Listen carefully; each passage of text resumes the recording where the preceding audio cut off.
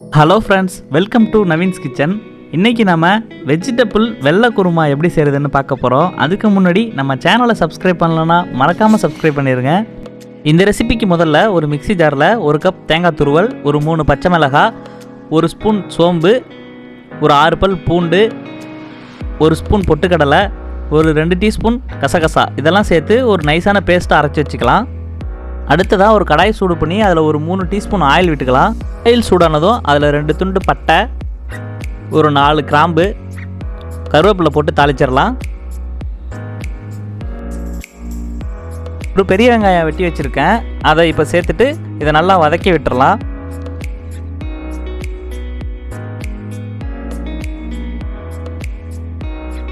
ஒரு 2 பச்சை மிளகாய் கீரி போட்டு அதையும் நல்லா வதக்கிடலாம். ஒரு டீஸ்பூன் இஞ்சி பூண்டு சேர்த்துடலாம்.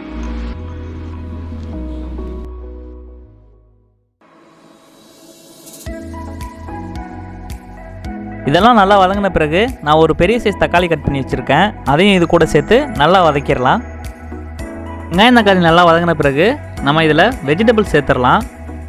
நான் இந்த குருமாவுக்கு பச்சை பட்டாணி, உருளைக்கிழங்கு, கேரட், அப்புறம் பீன்ஸ் இதெல்லாம் சேர்த்துருக்கேன்.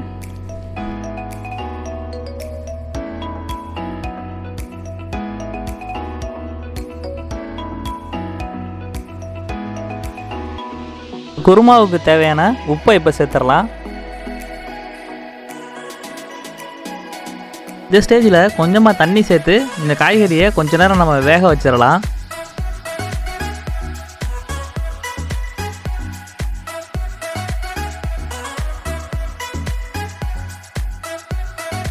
காய்கறி ஓரளவு இப்போ வெந்துருச்சு. இப்போ நம்ம அரைச்சி வச்சுருந்த தேங்காய் பேஸ்ட்டை இது கூட இந்த ஸ்டேஜில் சேர்த்துக்கலாம். கூடவே தேவையான அளவு தண்ணியும் ஊற்றிடலாம்.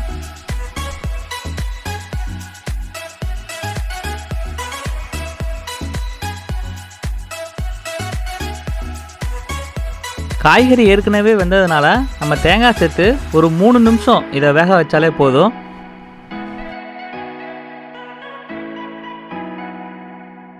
காய்கறி நம்ம ஊற்றின மசாலா எல்லாமே இப்போ நல்லா வெந்துருச்சு. இந்த ஸ்டேஜில் நம்ம கொத்தமல்லி தழை தூவிட்டு ஸ்டவ் ஆஃப் பண்ணிடலாம்.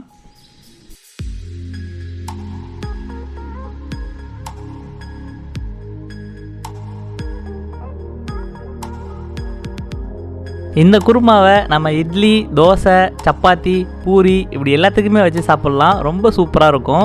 இந்த ரெசிபி உங்களுக்கு பிடிச்சிருந்தா மறக்காமல் நம்ம சேனலை சப்ஸ்கிரைப் பண்ணி பக்கத்தில் இருக்கிற பெல் ஐக்கானை கிளிக் பண்ணிக்கோங்க. அப்போ தான் நான் போகிற எஃபர்ட்ஸ் உங்களை வந்து சேரும். அடுத்ததாக ஒரு நல்ல ரெசிபியில் உங்களை வந்து பார்க்குறேன். தேங்க்யூ.